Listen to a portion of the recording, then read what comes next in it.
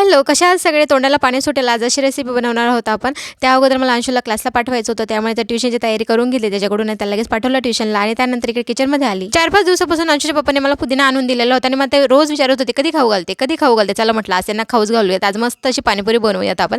पुदिन्याची पाने अगोदर तोडून घेतली, त्यांना स्वच्छ धुवून टाकली. त्यानंतर कोथिंबीर घ्यायची, आलं घ्यायचं आणि 2-3 हिरव्या मिरच्या घ्यायच्या, म्हणजे टेस्टनुसार घ्यायचं. तुम्हाला जेवढं तिखट पाहिजे त्यानुसार घ्यायच्या आणि ते मस्त असं वाटून घ्यायचं. त्यामध्ये चाट मसाला टाकायचा आणि लिंबू पिळून घ्यायचा आणि मस्त जेवढं पाहिजे तेवढं पाणी त्यात टाकायचं आणि थोडा गूळ पण त्याच्यात टाकायचा. म्हणजे आपल्याला 2-2 गोड पाणी आणि तिखट पाणी करायची काहीच गरज नाही आहे. एकाच याच्यात होऊन जातं ते आणि तुम्हाला जर वाटत असेल तर तुम्ही करू शकतात. त्यानंतर काय मी बॉईल केलेले होते बटाटे ते घ्यायचे, उकळलेले वाटाणे आणि त्यानंतर लिंबू पिळून घेतला. त्यामध्ये चाट मसाला टाकला, लाल तिखट टाकलं, बस दुसरे काही टाकायचं, स्मॅश करून घ्यायचं मस्तपैकी. आणि इकडे मी रेडीमेड आणलेले होते पुरे. पहिल्याच अटेम्प्टमध्ये मी पास झालेले आहे. आता तुम्ही हे करू शकतात घरी आणि खरंच तुम्ही करून बघा, एकदम खूपच छान लागेल. तुम्ही एकदा तरी ट्राय करून बघा आणि रेसिपी आवडली असेल लाईक सबस्क्राईब करायला विसरू नका. भेटू उद्याच्या ब्लॉगमध्ये, तोपर्यंत बाय.